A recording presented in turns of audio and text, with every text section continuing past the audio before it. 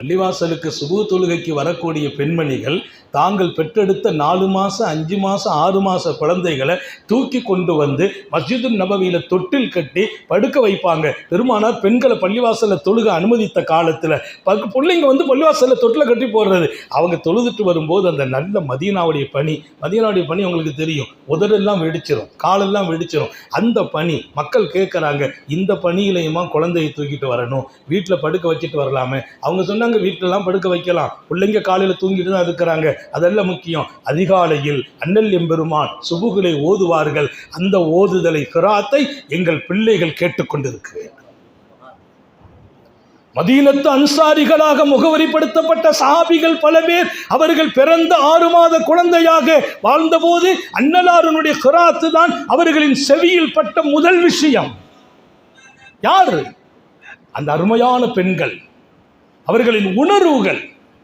இன்றைக்கு ஆன்மீகம் என்பதை அழகாக சமூகத்தில் கொண்டு சேர்க்க வேண்டும் என்றால், அல்லாஹ்வின் நினைவில் மக்கள் வாழ வேண்டும் என்றால், பாவங்களை விட்டும் விலக வேண்டும் என்றால், சிந்தனைகளை அழகாக்க வேண்டும் என்றால், உபகாரத்தன்மைகள் நிறைய வேண்டும் என்றால், அதற்கு பாடம் படித்துக் கொடுக்கிற 1000 ஆசிரியர்கள் இருக்கிறார்கள். முதல் ஆசிரியை பெற்ற தாய் தான்.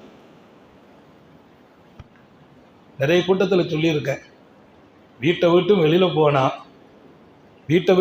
போகிற போது பிஸ்மில்லாஹி தவக்கல்து அலல்லாஹ் மாஷா அல்லாஹ் லா குவத்த இல்லா பில்லா சொல்லுங்க. மாஷா அல்லாஹ் லா குவத்த இல்லா பில்லா சொல்லி கொடுக்குறாங்க ரசூல்.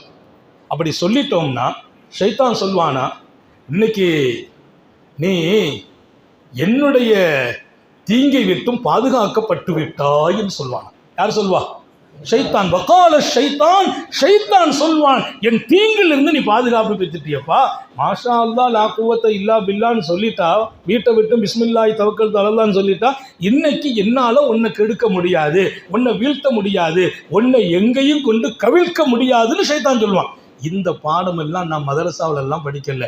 எனக்கு 3 வயசு 4 வயசில் வீட்டை விட்டு வெளியில் நான் போகிற போது எங்கள் தாயார் வாசலில் நில்லுப்பா, பிஸ்மில்லாஹி தவக்கல்து அலல்லாஹ் மாஷா அல்லாஹ் லா குவத்த இல்லா பில்லா சொல்ல வச்ச பின்னால் வெளியில் போகும்னு சொல்லுவாங்க. அவங்க படித்து கொடுத்த அந்த பாடம் என் கபர் வரைக்கும் மறக்கிறது. ஏன்? அது தாய் படித்த பாடம், தாய் படித்து கொடுத்த பாடம். நான் மதரசாவில் 18 வயசுல போய் அந்த இல்ம கற்றுக்கிட்டேன். ஆனால் என்னுடைய 3 வயசுல அது என் லைஃபாக மாறியது. எப்படி மாறியது? என் தாயார் கொடுத்த அந்த பக்குவமும் பயிற்சியும். நான் பெண் உலகத்திற்கு சொல்கிறேன், சாலிஹீங்கள் உங்கள் மடியில்தான் அழகாக உருவாகிறார்கள்.